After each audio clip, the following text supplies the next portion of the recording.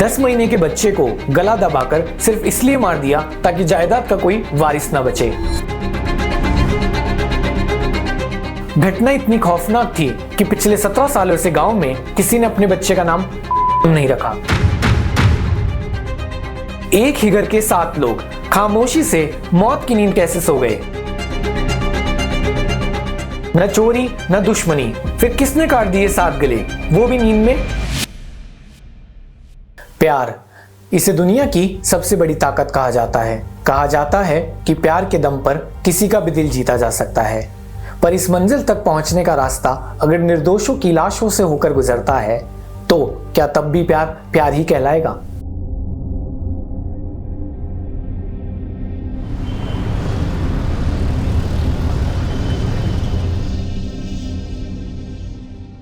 चौदह अप्रैल 2008 रात के करीब 2 बजे अमरोहा के बावनखेड़ी गांव में लतीफुल्ला अपने घर में सो रहे थे। तभी अचानक किसी की चीख से उनकी आंख खुली और ये चीख थी उनके पड़ोसी शौकत अली की बेटी शबनम की। शबनम जोर जोर से रोते हुए चिल्ला रही थी, बचाओ बचाओ, मार दिया, सबको मार दिया। चीख सुनकर घबराए लतीफुल्ला अपने घर से बाहर निकले। उन्होंने देखा कि आवाज सुनकर बाकी पड़ोसी भी अपने घरों से निकलकर इकट्ठा हो चुके थे। लतीफुल्ला ने दौड़कर शबनम के घर का दरवाजा तोड़ा और अंदर उन्हें जो नजारा दिखाई दिया उसे देखकर उनकी आंखें फटी की फटी रह गई। शबनम बेहोशी की हालत में अपने पिता शौकत की लाश के पास पड़ी हुई थी। पिता और छोटे भाई दोनों का गला कटा हुआ था।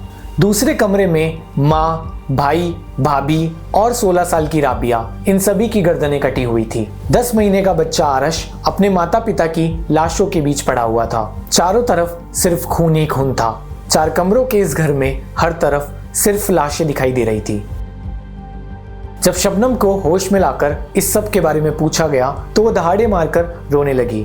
उसने कहा कि घर में लुटेरे आए थे जिन्होंने सबको मार दिया। ये सुनकर लतीफुल्ला ने तुरंत पुलिस को सूचना दी और कार्रवाई शुरू हुई।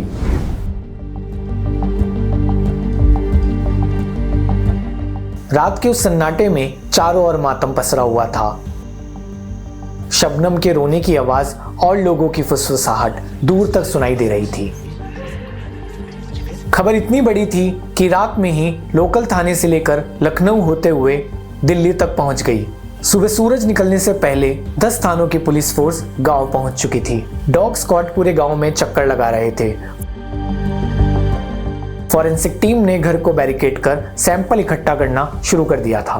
पुलिस ने जब शबनम से पूछताछ की तो रोते हुए उसने बताया कि उसे रात में तेज गर्मी लग रही थी और वो छत पर सोने चली गई।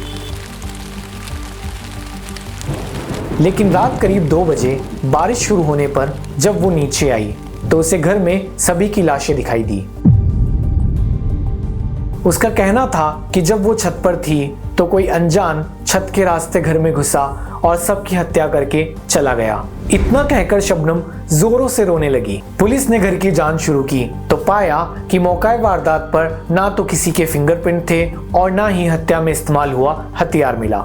घर में सब कुछ नॉर्मल था। न अलमारी के ताले टूटे थे, ना ही कोई सामान गायब था। ऐसा लग रहा था कि हत्या लूट के इरादे से नहीं की गई थी। 7 लोगों की हत्या 15 अप्रैल का सबसे बड़ा मुद्दा बन चुकी थी। मुख्यमंत्री मायावती हेलीकॉप्टर से अमरोहा पहुंची। लगातार रो रही शबनम के सर पर हाथ रखते हुए उन्होंने आरोपियों पर सख्त कार्रवाई की बात कही और 5 लाख रुपए का चेक देने की घोषणा कर दी। तभी किसी ने पुलिस को खबर दी, सलीम को उठा लीजिए, सब पता चल जाएगा।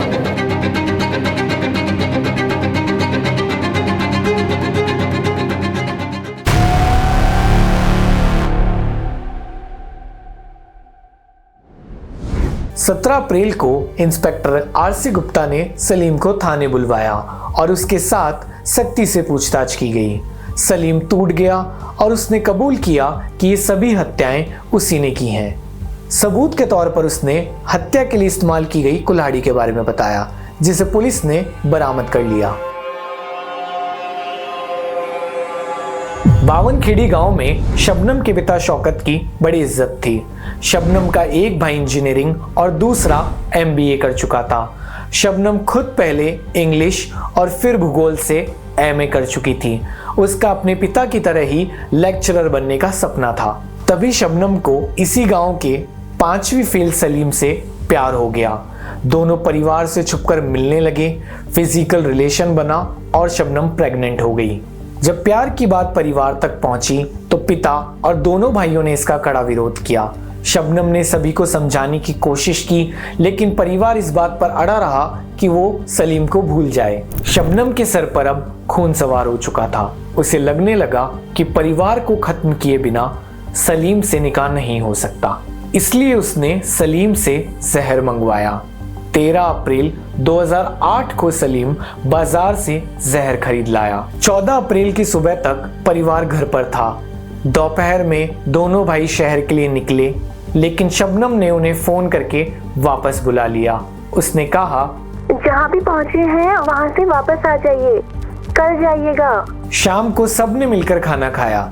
रात के करीब 9 बजे शबनम ने पूछा, चाय कौन कौन पिएगा? सबने हाँ में सिर हिलाया। शबनम ने उबलती चाय में जहर मिलाया और सबको चाय दे दी, लेकिन खुद नहीं पी। चाय पीने के बाद सभी अपने कमरों में चले गए, जहां उनका दम घुटने लगा और वो बेहोश होकर मरने लगे। शबनम को जहर पर पूरा भरोसा नहीं था, इसलिए उसने सलीम को फोन करके बुलाया।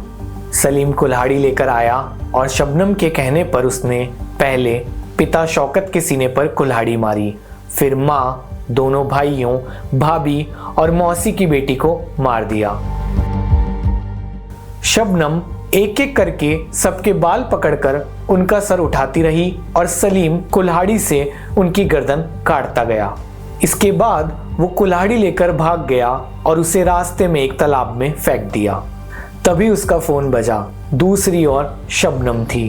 वापस चले आओ, भतीजा अभी जिंदा है। अब मैं नहीं आऊंगा, तुम मार दो। और शबनम ने 10 महीने के भतीजे को गला दबाकर मार दिया ताकि जायदाद का कोई भी वारिस ना बचे। 16 अप्रैल को पोस्टमार्टम रिपोर्ट में पता चला कि किसी ने भी मरने से पहले संघर्ष नहीं किया था, मतलब किसी ने भी कुल्हाड़ी के वार को रोकने की कोशिश नहीं की थी, क्योंकि वे सभी जहर की वजह से बेहोश थे। यही वो पहला पॉइंट था जिसने इंस्पेक्टर आरसी गुप्ता के शक को और पुख्ता किया। जब पूरा परिवार बेहोश था तो शबनम कैसे होश में थी? शबनम ने बताया था कि बदमाश छत के रास्ते आए थे, लेकिन जांच में पता चला कि छत की सीढ़ियों का दरवाजा अंदर से बंद था। दीवार 14 फीट ऊंची और प्लास्टर की थी, जहां पर चढ़ना मुश्किल था। शक अब पूरी तरह शबनम पर था। पुलिस की पूछताछ में शबनम पहले हत्या में शामिल होने से इनकार करती रही।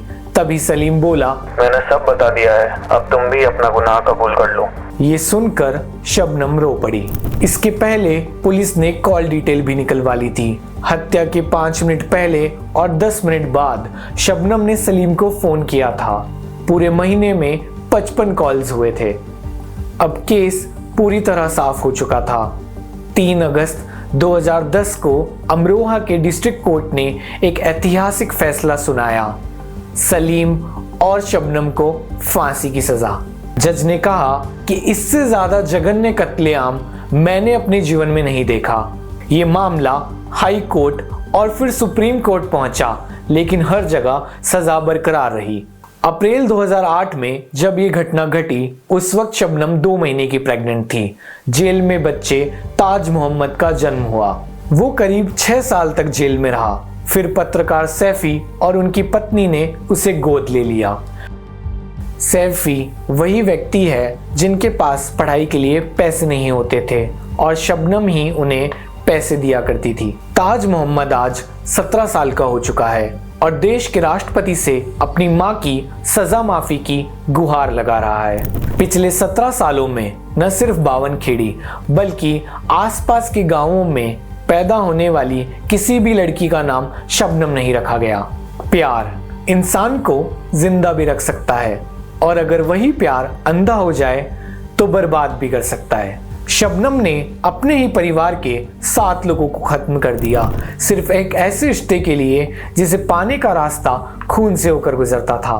कोर्ट ने इसे रेयरेस्ट ऑफ द रेयर कहते हुए फांसी की सजा सुना दी, लेकिन आज भी उनका बेटा उसी सच का बोझ ढो रहा है जिसे उसने ना देखा ना चुना। और याद रखिए, असली अपराध सिर्फ हत्या नहीं, वो सोच है जो इंसान को राक्षस बना दे।